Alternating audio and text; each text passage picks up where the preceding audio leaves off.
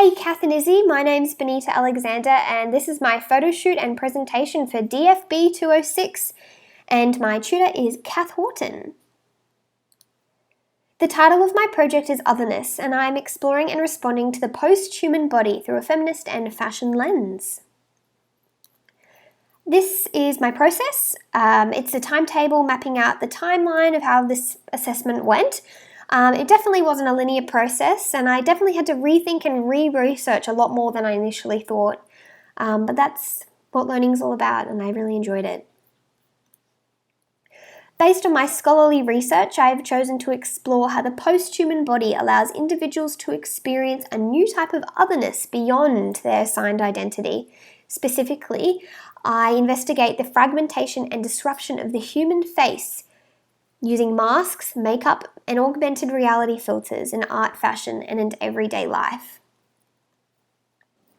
I argue that throughout history, our reflection, whether it's in the mirror, in a still image, or on our phone screen, have been a tool for control and regulation which allows specifically women to comply with their role as an object whose duty it is to look at herself. Arguably, when Rudy Greenwich imagined a future where fashion will go out of fashion, he didn't foresee that technology such as smartphones, Photoshop and Facetune would only perpetuate one's desire to comply with rigid and unobtainable Eurocentric beauty standards.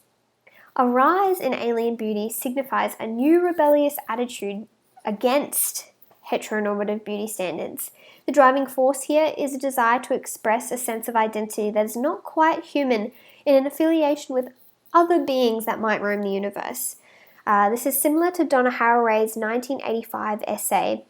This idea that the cyborg, a being of both organic and machine parts, is a method of escaping rigid binaries and liberating female identities because machines have no assigned gender or social reality. According to WGSN, alien beauty, predominantly a digital movement, is rooted in rebellion similar to other subcultures from the past, such as punks, which are based on ugly aesthetics to push the boundaries of what everyone thinks the norm is. Disrupting and augmenting the human face in experimental ways can make viewers uncomfortable and ask what becomes of beauty once it's free from its rigid and outdated standards. This slide is my mood board. There are two key visual elements within this mood board. First is the classic portraits of celebrities and beauty icons published in fashion publications along the lines of Vogue. The second is portraits and self-portraits of alien influencers/creatives. So onto my appropriated imagery. First up, I've got the beauty icons portraits published in fashion publications such as Vogue and Harper's Bazaar. So I've got Kate Moss, Audrey Hepburn, Bella Hadid. All these images are shot in studio settings and focus predominantly on the bust. In all these images, the women are seemingly effortless. This represents this seemingly obtainable but never achievable beauty standards that the industry sells women. Here I'd like to talk about what the portrait means and where it's come from. Here I'd like to talk about the history of the portrait. Okay, so the author of Face World theorizes the practice of portraiture contributed to the establishment of stereotypes and fixed identities, that identities were created as tools of control. The author reminds the reader that portraiture was only for the elite of society and the common man had no representation. Not until the industrial society and the production of mirrors did the masses look at themselves. The history of our reflections, or the mirror, reminds us the development of technology is so intertwined with the development and changing identities of humans. Moreover, as technology changes, so does how we relate to ourselves. On this second slide of appropriated images, I've got the beautiful alien influences.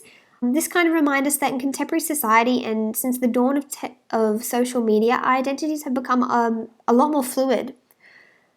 All these images are also portraits and self-portraits.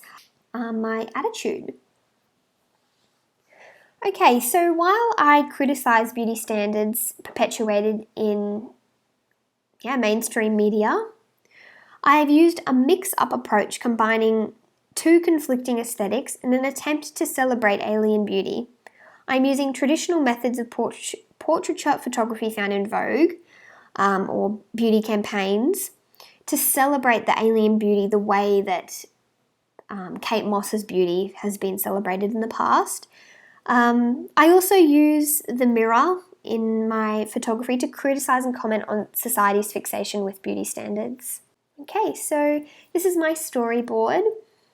So I basically just used some of the imagery from my mood board just to map out some of the styling. So I'm going for black turtleneck, a studio setting or just a blank background, and all portraits, a front on or side profiles, and then obviously with alien makeup or digital manipulation.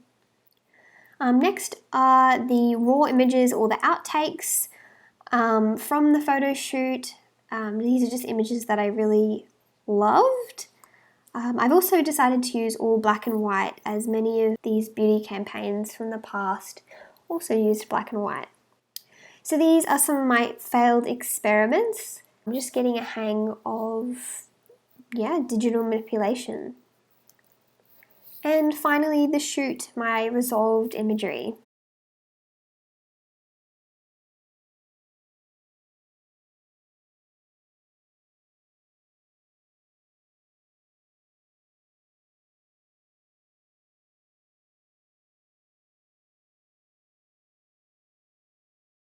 Yeah, so I'd just like to take some time to reflect here. The fragmentation of my own face allowed me to see past my own reflection or still images of myself and explore an identity that was outside my own. It was really amazing engaging in the movement personally and using the alien beauty standards against my own face. What I found particularly difficult in this assignment was the appropriation side. I got really focused on the theme and found it difficult to pinpoint what I was actually commenting on. Although I thoroughly enjoyed researching this topic and learning about how fashion and technology are related to each other, more specifically how technology affects how we relate to ourselves, and as technology changes, our identity changes as well. And that's my references. I hope you have a good holiday and break, and I've really enjoyed this unit. It's been great to have something really interesting to research and engage in while COVID's been on. Thanks, Kath and Isy.